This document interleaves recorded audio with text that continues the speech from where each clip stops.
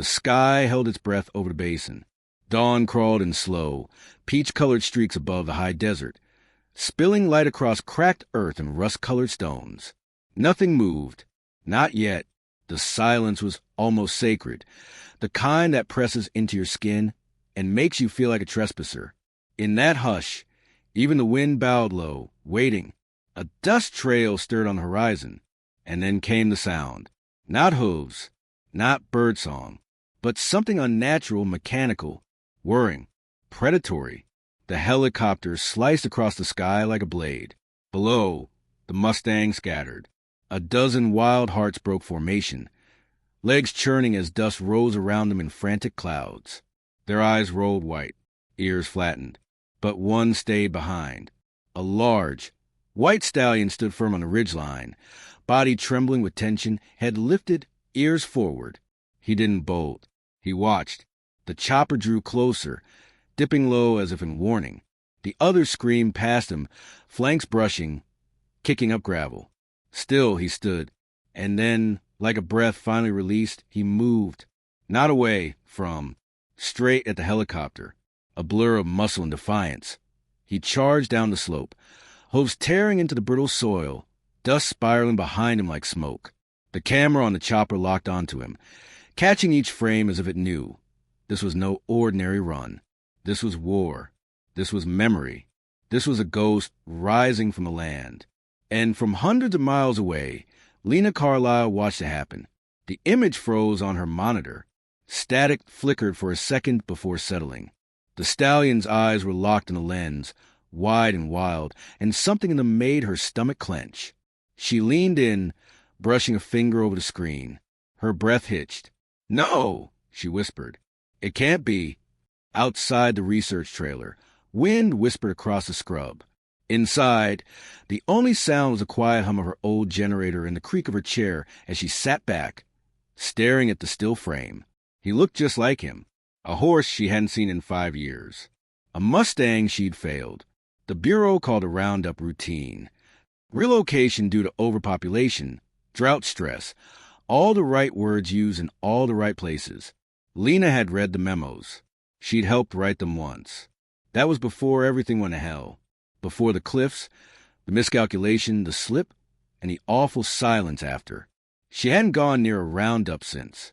She hadn't even left her trailer outpost in 9 months. This job, monitoring camera feeds, documenting her behavior from afar, was her penance. Keep her distance. No more risks.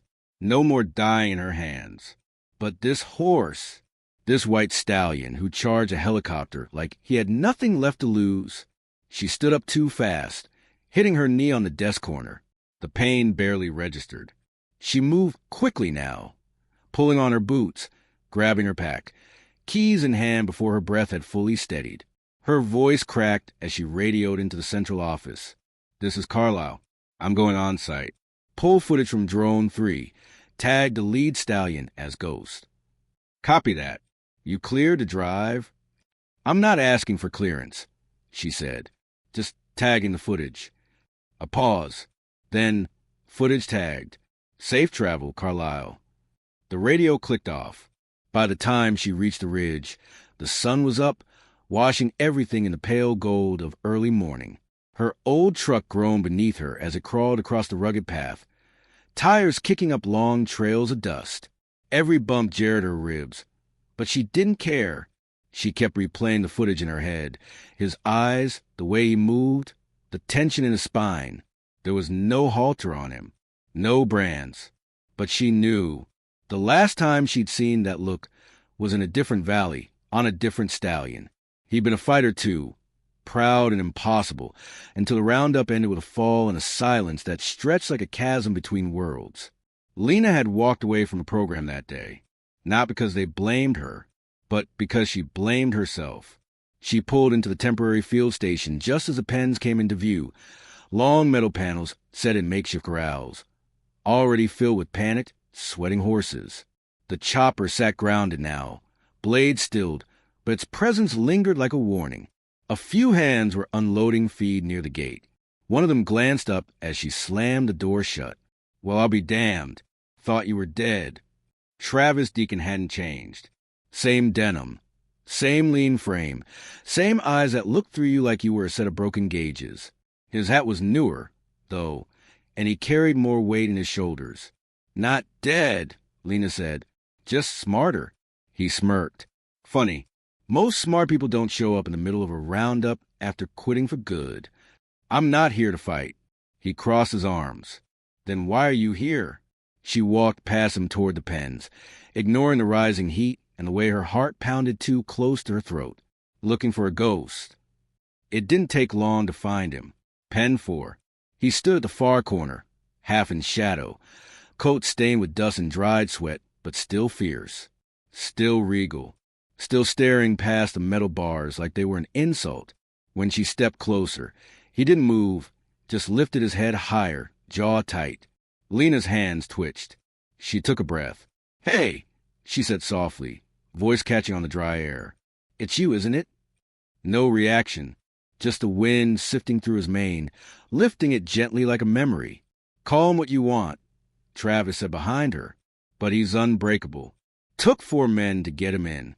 Nearly trampled a wrangler trying to cut him off. He's not wild, she murmured. He's feral. No, she said, eyes never leaving the stallion. He remembers too much to be wild. A beat of silence. Then Travis stepped beside her, arms still folded. So what now? You planning to fix him? Like you fixed the last one? She flinched. That was below the belt. Yeah, well, so was showing up without warning. I'm not here to stir anything up, she said. I need time with him. A day, maybe 2. Travis studied her, eyes narrowing. This isn't some rehab ranch, Carlisle. You get 1 night, then he's on the truck with the rest. She nodded. 1 night. That evening, as the sun bled orange across the hills, Lena dragged a folding chair out beside the pen. The others had gone quiet. Horses fed. Crews retreated to mess tents. Ghost remained where he was, a statue carved from wind and scars. She didn't speak. She didn't move. She just sat there, for hours, listening to the creak of fences, the rustle of dry brush, the long sighs of tired animals settling into night. She watched him. He watched the dark. When the first stars appeared, she whispered, I'm sorry I wasn't there for you, for him, for any of it. The wind didn't answer, but Ghost shifted, just slightly, one hoof drawn closer to the fence line. Lena's heart stuttered. She stayed still. The moment passed. He didn't come closer, but he didn't turn away either. And somehow that was enough. By the time the moon rose, she was still sitting there, cold settling into her bones, hands clenched in her lap. Ghost was still watching the sky, as if waiting for something only he could see. Lena closed her eyes. For the first time in 5 years, she didn't dream of falling. She dreamed of running. And she can.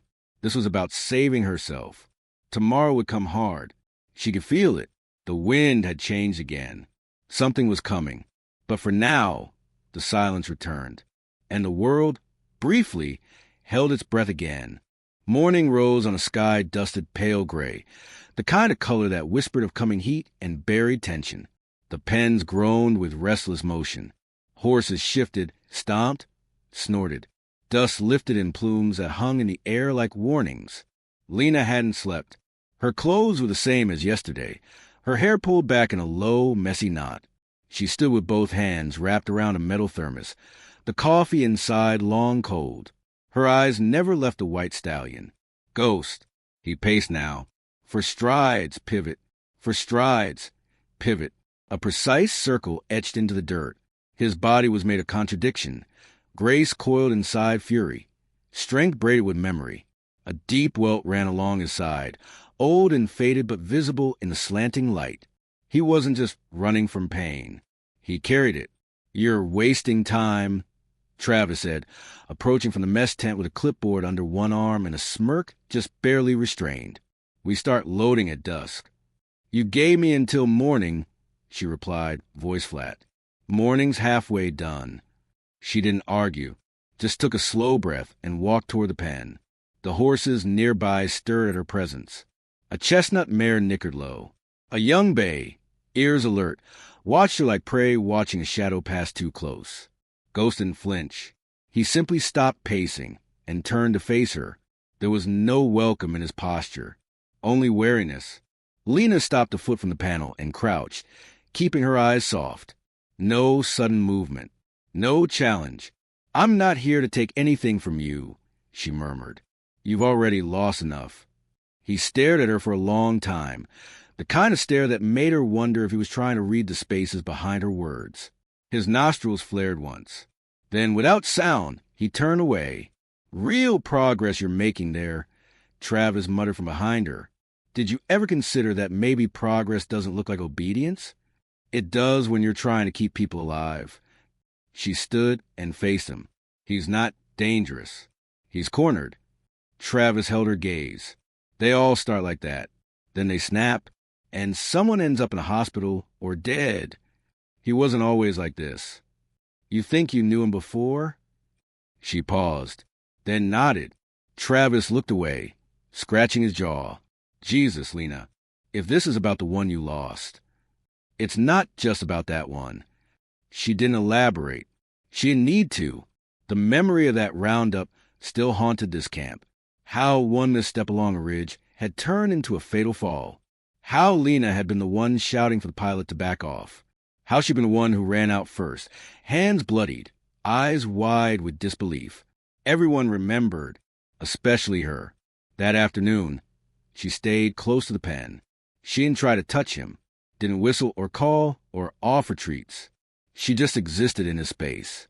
She read aloud from a small book of poems she found tucked in her truck's glove box. Her voice was steady, measured, soft. Ghost didn't approach, but he stopped pacing. That night, the wind shifted. A low murmur moved through the valley, animals sensing something before people did. The kind of wind that curled under skin and whispered of pressure drops and sudden turns. Lena looked up from her cot just outside the pen, heart suddenly heavy. The sky was too still, the clouds too low. Then came the alert. High wind warnings. Gusts up to 70 miles per hour. Dust storm likely by morning. Evacuation advised within 12 hours. Travis was already barking orders by the time she reached the main tent. "We've got to start now. We'll lose daylight in 3 hours and visibility after that." "What about the pens?" she asked. "We load the most stable first. Anything that's still fighting, we sedate or leave." "You can't leave him." "I don't have time to argue." Lena's voice rose without her meaning it to. "He won't survive another relocation. Not like this. He's already at the edge." "Then maybe it's mercy." Silence fell like a drop blade. Travis didn't look away. "One more stunt, Lena, and I'll radio it in." "You know I will." She said nothing. But later, as the first gust lifted thin swirls of dust across the camp, Lena stood at the edge of Pen 4 and whispered, "You're not dying in a box. Not like the others." Ghost was pacing again, agitated. His hooves kicked at the metal, as if trying to find something solid to push against. His ears flicked toward the wind. He knew. Whatever was coming, he knew. At dusk, the crew moved fast, sedating 2 Maras, guiding geldings with calm voices, coaxing the younger ones into trailers. Ghost fought his halter when they approached, bit one man's glove clean off. Lena stepped between them. "Back off. He's too hot right now." Travis pushed past her. "Then he rides doped." "No, you're not in charge here." She stared him down. "Let me try." He gave her one look, reluctant, resigned, then nodded once. She moved slowly into the pen, heart galloping harder than her feet ever could. She held her breath when he turned to face her. "It's okay," she said softly. "I'm not here to hurt you. I swear it." His muscles rippled, tail lashing once. "I know you don't trust me. You shouldn't. Not yet." She took one step closer, then another. Ghost didn't back up. He didn't move forward. He just watched. The wind howled suddenly, a sharp, screaming gust that sent a panel creaking and a nearby tarp flapping like a gunshot. Ghost spun, reared. His hooves struck metal with a sound like bones breaking. Lena lunged back, barely avoiding a kick. Her heart thudded painfully. She heard shouting behind her. "He's going to break the damn pen," someone yelled. She turned, eyes wide. "Open it." "What?" "Open it. Let him out." Travis grabbed her arm. "Are you out of your mind?" "He's going to kill himself in there." The stallion slammed his shoulder into the rail again. A bolt snapped. Travis cursed and waved the nearest hand. "Do it. Just get the hell out of the way." The gate swung open, and Ghost vanished. One blink, he was there. The next, dust and motion. He streaked through the opening like wind given form, his mane wild, hooves striking sparks off stone as he disappeared into the darkening landscape. A wrangler shouted and reached for his radio. Travis stopped him. "Let her go after him," he said. "What?" Travis looked grim. "She wanted this. Let's see if she still got it in her." Lena didn't wait. She was already running. The camp behind her shrank into noise, shouts, engines, static. She followed hoof prints in the dirt, barely visible in the failing light, her flashlight beam bouncing. The wind clawed at her face, pulling tears from her eyes and stinging her cheeks with grit. Her boots slipped on shale. She caught herself on a low bush, heart pounding. "Ghost!" she yelled into the dark. "Please stop." No response. Only the rush of the wind and the faint echo of hooves. Getting further away, she stumbled on, breath ragged. And then silence. She froze. No hoofbeats. No wind. No anything. The desert had gone still.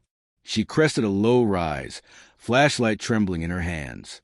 There, in the clearing below, stood Ghost. He wasn't running. He wasn't moving at all. He stood still, head high, body outlined against the deep violet dusk. The silence around him felt almost sacred, like even the earth was waiting. And then she heard it, far away at first. A faint chop, chop, chop, rhythmic and rising. Another helicopter. Another team. Lena's heart dropped. Ghost turned toward the sound, ears high, muscles taut. "No," she whispered. "Not again." She stepped forward. "Don't run. Please." Ghost took one step, then another, toward the sound. She ran, slid down the slope, breath burning. "Don't do this." But he didn't stop. His pace quickened, hooves eating the ground, charging not away, but toward the sound, toward the machine that once tried to break him. And Lena, breathless and aching, followed, because she knew this wasn't about escape. This was reckoning, and he would either find freedom or die trying. The sound grew louder with every heartbeat. Rotor blades tore through the sky, steady and menacing, like the ticking of some terrible countdown. The earth beneath Lena's boots vibrated with the rhythm. She could feel it in her spine, in her teeth, in the hollow between her ribs where panic tried to rise. But she kept running. Ghost was already a silhouette in the half-light, a streak of motion bound to a singular purpose. The sound of the helicopter wasn't chasing him. It was calling to something deep and unfinished in him, a wound reopened by the thrum of air and machine. He wasn't fleeing. He was charging straight into the past. Lena crested the next ridge, lungs burning. The terrain opened into a dry plateau, sagebrush dotting the cracked clay, sky bruised with oncoming storm. The chopper hovered low in the distance, sweeping back and forth in slow, searching arcs. Its spotlight flickered across the valley, hunting shadows, unaware of the ghost about to greet it. The wind was stronger now, not just a presence, but a force. It screamed through the gullies, lifting dust into the air until the world looked like a photograph caught mid-burn.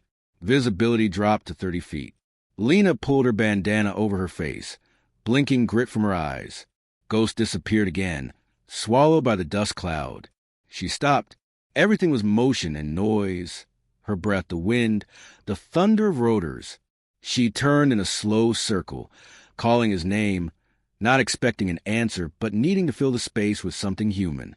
And then, there, a flash of white between swirls of amber dust. She moved toward it, arms out for balance, each step uncertain. Her boots sank into soft patches of cracked mud, and once she nearly twisted her ankle on a hidden stone. But she didn't stop. Ghost stood still in the eye of the storm. He was not panting or pacing. He was waiting. The helicopter dipped lower, spotlight scanning. It hadn't seen him yet, but it would. And when it did, the old dance would begin again. Men with ropes, loudspeakers, panic, pain. Lena edged closer.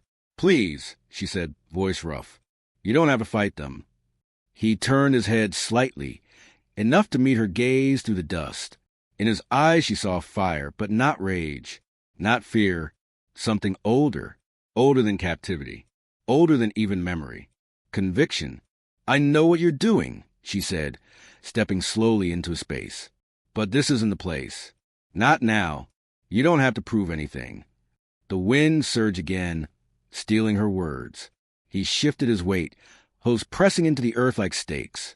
He wasn't running anymore. He was choosing. The chopper crept closer. The sound swelled. A voice barked from the radio on Lena's hip. "Field 1, we got visual on a lone stallion East Ridge. Advised we engage." She ripped the radio from her belt. "Negative," she shouted. "Do not engage. That horse is not a threat." Static crackled. The voice came back, uncertain. "Copy." Stallion appears agitated. "Possible charge behavior." "Do not engage," she repeated, louder now. "He's not charging you. He's remembering you." There was a pause, long enough for her heart to knock hard once. Then again, then a reply. Standing down, holding altitude. The helicopter veered slightly, pulling back. Lena exhaled, chest folding inward with the weight of it. Her knees threatened to give out. Ghost stood still. No flare of triumph. No celebration. Just a long, low exhale from his flared nostrils, like air leaving a room that had held its breath for too long. He turned to her. One step, then another. Lena held out a hand. "You're not alone anymore," she said, barely audible through the storm. "Come back with me." He didn't touch her, but he followed. The wind pushed against them as they made their way back. Her boots and his hooves side by side, carving twin paths into the soft dust. Above, the helicopter floated like a silent guardian, no longer a threat, but a witness. They made it to the ridge by twilight. The camp had changed. Tents half collapsed, trucks idling, equipment covered with tarps weighed down with sandbags. Most of the horses had been loaded and moved before the storm hit, but a few trailers remained, rattling in the wind. Travis stood near the fence, scanning the horizon with a pair of binoculars. When he saw them, his shoulders dropped. "You have no idea what kind of hell you just stirred," he said when she got within earshot. "I'm not sorry." He looked at the horse, then at her. "He came back with you willingly?" Lena nodded. Travis scratched his neck. "We can't keep him here. If he's not loaded tonight, he gets flagged, relocated to a permanent holding. I'll take him." His eyes narrowed. "You're not set up for that. You got a trailer and a ghost town of a field post. I'll make it work. And what happens when he decides to bolt? What if he turns? I'll be there. He could kill you." She didn't flinch. "Then at least he won't be alone." They stared at each other for a long time. Then Travis muttered something under his breath and waved her off. "You got till sunrise." She didn't sleep. Instead, she prepared the trailer, lined it with straw, checked the latches twice. She sat nearby as Ghost grazed, calm now but distant, like something in him was still out there, walking some forgotten trail. She didn't try to touch him. She just watched. Sometime near midnight, he walked to the open gate of the trailer and stood there, not entering, not retreating, just considering. When Lena rose and joined him, he looked back over the valley, ears flicking. "I don't know what you saw in that sky," she said, "but it doesn't have to own you." He stepped inside. No drama, no hesitation, just trust. She closed the gate behind him, fingers trembling. The storm passed by dawn. The sky cleared in wide swaths of copper and lavender. The wind calmed to a hush, brushing across the camp like an apology. Lena sat behind the wheel of her truck, staring at the road ahead. She could see the outline of the trailer in her side mirror, swaying gently with Ghost's weight. He was quiet. She didn't start the engine right away. Instead, she let the silence settle. In the rear view, Travis stood alone at the edge of the camp, arms folded, watching. She didn't wave. He didn't either. She shifted into gear. The tires kicked dust. The truck rolled forward. And behind her, something that had once been broken followed willingly into the sanctuary. Didn't look like much at first. A few acres fenced in with welded pipe and patched wood, backed by cottonwoods that bowed in the afternoon wind. The barn had a tin roof that clicked and creaked with every gust, and the main paddock was nothing more than packed dirt and scattered straw. But the air smelled of grain and clean hay, and the land was quiet. Quiet in a way that made space for breath, for healing, for remembering without pain. Ghost stood still inside the wide corral, head high, muscles relaxed but watchful. It had been 3 weeks since Lena brought him here. 3 weeks of long mornings, patient silence, and time given without demand. He hadn't tried to escape, hadn't once reared or slammed against the fence. But he hadn't approached either. He simply observed her the way wild things do, without judgment, without need, only careful, endless watching. Lena never rushed him. Every day she came with water, with feed, with books she read aloud in a voice that sometimes cracked. Sometimes she sat outside the fence, sometimes inside, far enough to respect his space. She talked about nothing and everything, about her guilt, about the first Mustang she lost, about the boy she almost loved once, and how she left before she could ruin it, about the weight of trying to save things that never asked to be saved. Ghost listened. Or maybe he didn't. Maybe he just stood there, because it was the first place no one tried to make him move. The turning point came without announcement. Lena was sitting on the ground, one leg stretched, boot untied, reading from an old paperback with a torn spine. Her voice was low, steady, and he walked into the storm not to escape, but because it was the only place loud enough to drown the ache. She closed the book slowly, thumb marking the page. "You get that, don't you?" she said, eyes still on the words. It wasn't about dying. It was about not being forgotten. A soft shuffle. She looked up. Ghost had taken 2 steps closer. She didn't move. Her breath caught, but she kept her body loose, her hands open and resting on her thighs. He watched her, ears forward, nostrils flaring. One more step, then another, his muzzle lowered near her knee, lips brushing the fabric of her jeans. Not aggressive, not testing, just being there. Her heart cracked wide open. He didn't stay long. A few breaths, a single blink. Then he turned and walked back to the far side of the corral. But the distance between them had changed. It wasn't measured in yards anymore. That night, Lena cried, not out of sorrow, but release. In the mornings, he began to meet her at the gate. He would lift his head when he saw her truck, ears flicking, breath fogging the cool air. She didn't touch him. Not yet, but she walked beside him inside the corral, matching his pace. When he stopped, so did she. When he lowered his head, she whispered, "It's okay. You don't owe me anything." The day he let her run a brush down his flank was the same day she found the old halter in the barn's loft, hers, from years ago, still dusty and stiff with time. She cleaned it, oiled the leather, and hung it on the post outside Ghost's pen. She didn't offer it to him, just let it sit there, waiting.